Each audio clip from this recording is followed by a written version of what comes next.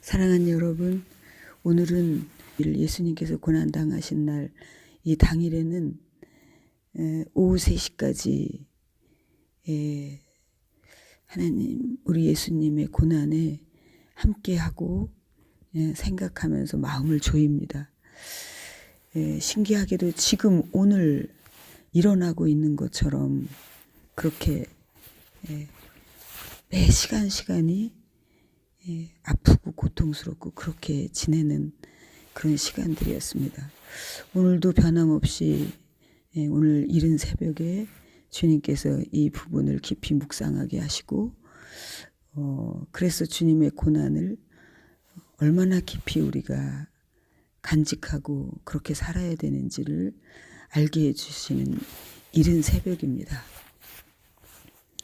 저는 병원에서 있었을 때, 환자들을 케어하고 있었을 때 우리 전도사님들, 부교육자 전도사님들이 제가 해마다 그 고난 주간에 그 마지막 시간까지 골고루 같이 함께 있는 거를 보고 너무 순간 주님이 이때는 이런 고통을 당하셨겠다. 이때는 이러시겠지. 이게 막 생생한 속으로 들어가니까 이제 전도사님들이 어묵님 이제는 예수님께서 모든 고통을 내려놓으시고 안식에 들어가셨습니다. 그 3시에 와서 그때 이제 음식을 먹으라고 그렇게 해주시곤 했습니다. 제가 이 말씀을 드리는 것은 우리 구독자 여러분과 오늘 더 생생하게 예수님의 고난에 성경 말씀을 통해서 깊이 들어갔으면 좋겠습니다. 여러분이 불가피한 사정이 아니라면 오늘 3시까지 우리가 금식하면서 주님의 고난을 온몸으로 느껴봤으면 좋겠습니다.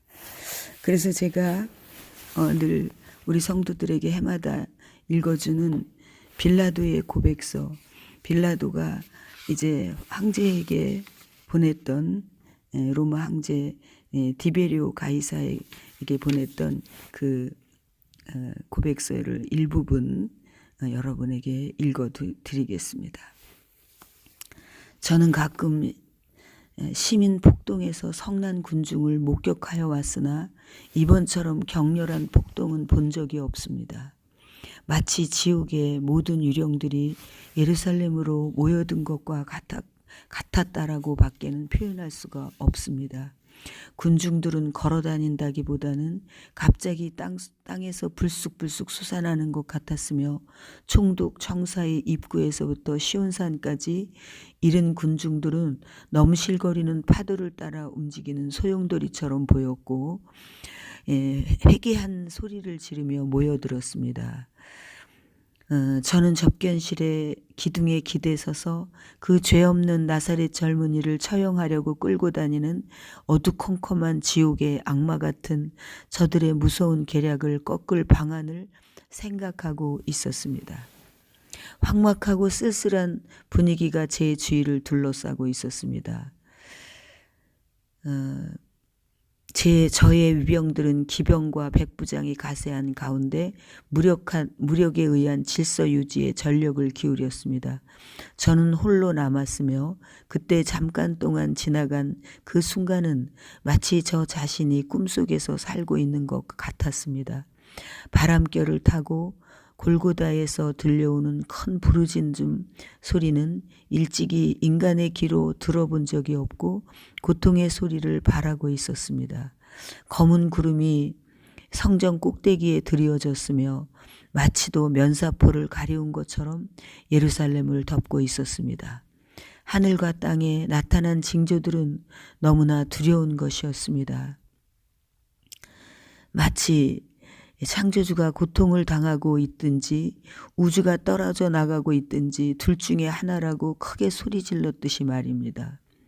이런 가공할 자연현상이 일어나는 동안 애굽에는 무서운 지진이 일어났고 모든 사람들은 두려움으로 떨고 있었으며 미신에 사로잡힌 유대인들은 거의 죽음의 공포에 직면해 있었습니다.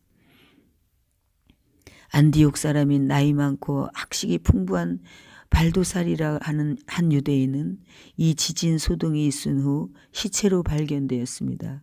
그가 놀라서 죽었는지 아니면 슬픔으로 죽었는지 알 수 없으나 그는 나사렛 사람의 절친한 친구였습니다. 그날 밤 첫 시간이 되기 전에 저는 외투를 걸치고 성 안으로 들어가 골고다로 향하는 문으로 가보았습니다. 그 재물은 죽어 있었습니다. 여기서 그 재물은 예수님을 말씀하는 것입니다. 군중들은 아직도 흥분하고 있었으나 실상은 침울하여 말없이 절망에 빠진 상태로 집에 돌아가고 있었습니다.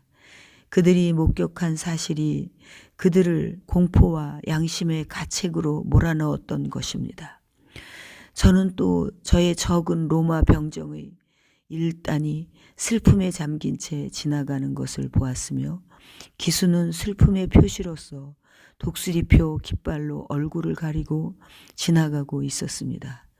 또 병정의 일부는 무엇인가 혼잣말을 하면서 지나갔지만 저는 무슨 말인지 알아들을 수가 없었습니다.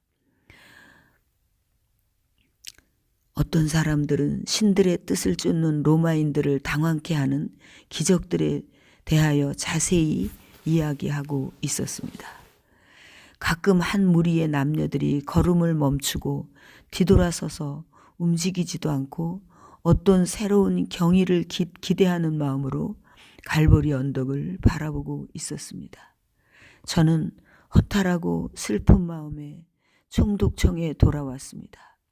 그 나사렛 사람의 피가 아직 얼룩져 있는 계단을 오르다가 저는 문득 한 늙은이가 무엇을 탄원하는 듯한 태도로 서 있는 것과 그 노인 뒤에서 몇 명의 로마 사람들이 눈물을 흘리면서 서 있는 것을 보았습니다. 그는 내 발 앞에 몸을 굽히고 크게 통곡하였습니다. 늙은 노인이 울고 있는 것을 보니 마음이 아팠습니다.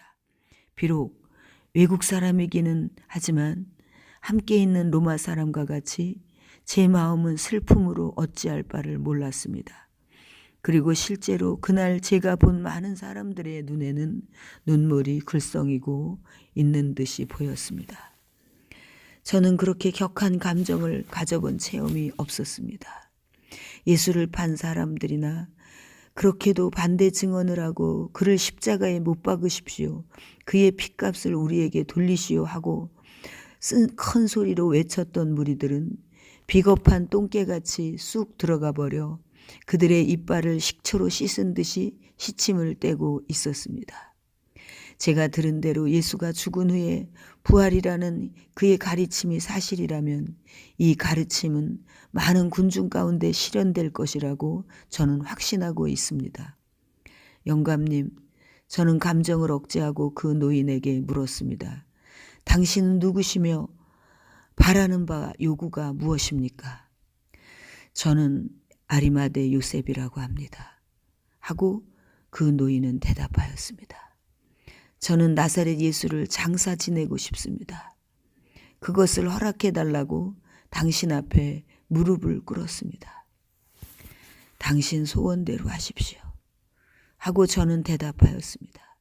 그리고 동시에 저의 부관 말류스에게 명하여 병정 몇 사람을 대동하고 가서 매장하는 것을 감독하고 불경스러운 일이 일어나지 않도록 하라고 지시하였습니다. 사랑하는 구독자 여러분, 오늘 여러분과 제가 오후 3시를 함께 기다리고 빨리 이 고난의 시간이 지나갔으면 좋겠다고 예수님의 고난의 골고다 현장에 함께 있었으면 좋겠습니다. 우리 주님을 생각하면서 함께 있었으면 좋겠습니다. 감사합니다.